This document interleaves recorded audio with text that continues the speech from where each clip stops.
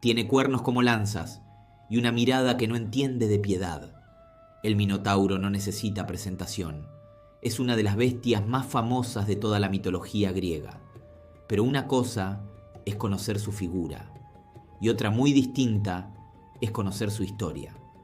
Porque detrás de ese monstruo hay dioses caprichosos, traiciones familiares, pasiones absurdas y un héroe que, spoiler, no sale tan limpio como parece. Todo empieza en Creta. Ahí reinan Minos y Pasífae. Él, hijo de Zeus. Ella, hija del dios Sol, Helios. Una pareja divina en teoría, pero en la práctica, un caos. Minos, como todo griego con ego olímpico, quería demostrar que los dioses lo amaban más que a nadie.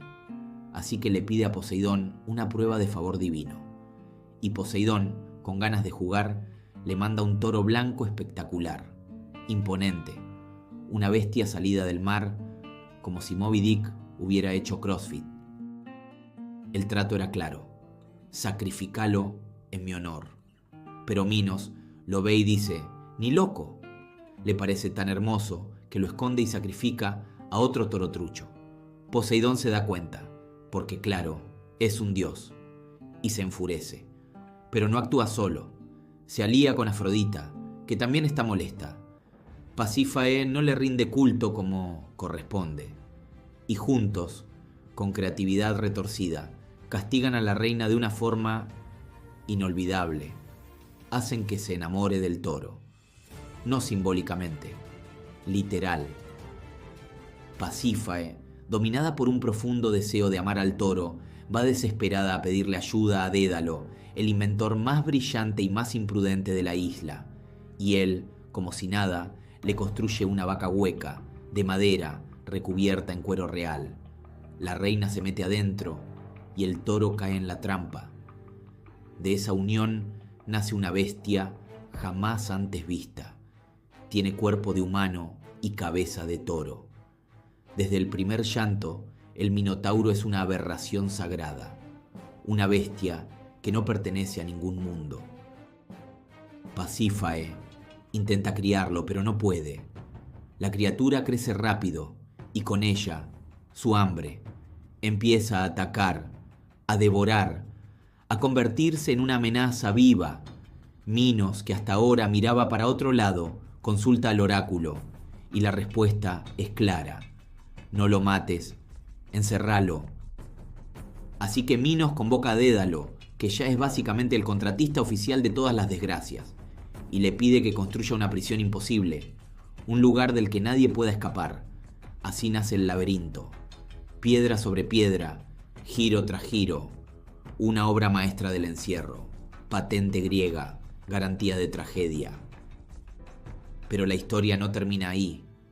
No, todavía falta lo peor. Los atenienses, en uno de esos arranques de envidia tan típicos, matan a Androgeo, el hijo humano de Minos. ¿Por qué? Porque ganaba siempre en los Juegos Panatenaicos, una especie de olimpiadas locales en honor a Atenea. Carreras, lucha, pentatlón, todo el combo. Y Androgeo no solo participaba, ganaba todo, una máquina, un Messi mitológico. Eso molestaba, y mucho, así que se lo sacaron de encima. Minos, furioso, marcha contra Atenas, gana la guerra y dicta sentencia. Cada 9 años, 7 doncellas y 7 jóvenes serán enviados al laberinto para alimentar al monstruo. El terror de esa condena se instala en Atenas, una pesadilla que se repite sin tregua. Años después, en Atenas, un joven decide que ya basta. Se llama Teseo, hijo del rey Egeo, orgulloso, astuto, valiente y con el ego bien griego. Se ofrece como uno de los tributos y promete: si logra matar al Minotauro volverá con velas blancas, pero si muere, el barco regresará con velas negras, una señal clara para un destino que no lo es. El viaje es largo, el mar está inquieto, la tensión se palpa en el aire. Cuando llegan a Creta, los jóvenes son llevados al jardín del palacio, donde los reciben Ariadna y Fedra, las hijas del rey. Y ahí pasa lo que siempre pasa en los mitos griegos. el flechazo. Ariadna ve a Teseo y se enamora, pero no se queda en el suspiro. Decide intervenir. Va a ver a Dédalo, el arquitecto del laberinto, y le pide ayuda. Él le da un plan, y Ariadna lo ejecuta sin dudar. Corre a ver a Teseo y le entrega 2 cosas, un ovillo de hilo dorado y una espada. Le dice: «Ata el hilo a la entrada, no lo sueltes, y no me dejes acá, porque si mi viejo se entera, me mata». Teseo asiente. Sabe que su vida depende de eso. Cuando llega el día, los jóvenes y doncellas elegidos tiemblan de miedo. Algunos se abrazan, otros rezan en silencio. Todos, menos Teseo, que camina con paso firme, cargado de orgullo y determinación. Entran al laberinto, piedras húmedas, pasillos que se repiten, un silencio que retumba.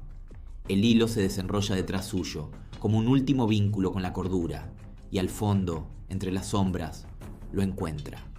El Minotauro, inmenso, violento, desesperado. Lo que sigue no es una batalla, es una carnicería. No hay táctica, no hay piedad, solo fuerza, instinto y ganas de sobrevivir. Teseo resiste como puede, y justo cuando todo parece perdido, ve su oportunidad. Con la espada de Ariadna lanza el golpe final. La bestia cae. Teseo toma el hilo, encuentra la salida, libera a los prisioneros y huye. Se lleva a Ariadna y también a Fedra. Porque sí, se enamoró de la hermana.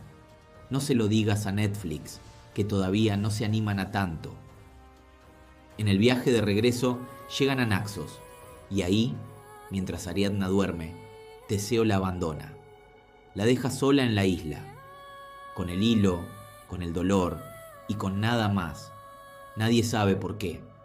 Algunas versiones dicen que fue por orden de los dioses, otras que se arrepintió. Lo cierto es que él se fue y ella se quedó. Pero el mito no la deja tirada para siempre, porque en esa misma isla aparece Dionisos, el dios del vino y la locura divina. Él la encuentra, la consuela y se enamora de ella. La convierte en su esposa y la lleva al Olimpo como una diosa inmortal. O sea, Teseo la dejó, pero Ariadna terminó bailando con los dioses. Mirá de quién te burlaste. Teseo sigue viaje con Fedra, convencido de que lo peor ya pasó, pero se olvida de un detalle. Uno solo: cambiar las velas. Su padre, el rey Egeo, espera en el acantilado, ve venir el barco con las velas negras y cree que su hijo murió. El dolor lo supera y se lanza al mar. Ese mar desde entonces lleva su nombre, el mar Egeo. Teseo regresa y así, sin proponérselo, termina en el trono de Atenas. Egeo está muerto y Fedra, bueno, ahora es su reina. Porque sí, esto no es Disney, es mitología griega. Un héroe para el pueblo, pero con un historial sentimental que haría temblar a cualquier guionista de telenovelas. La historia del Minotauro tiene muchas versiones, pero todas coinciden en algo. Es una tragedia en cadena, una pasión descontrolada, una decisión cobarde, una traición final, y en el centro de todo, una criatura que nunca eligió ser lo que fue. El mito cruzó siglos, se convirtió en arte, en cine, en videojuegos, en símbolo, porque el Minotauro no es solo un monstruo, es lo que pasa cuando los errores, los castigos y las traiciones se mezclan hasta que no queda salida, excepto, tal vez, un hilo. ¿Y vos? ¿Conocías esta historia como realmente fue? ¿O te quedaste con esa versión de cuando éramos chicos, donde Ariadna y Teseo vivían felices para siempre?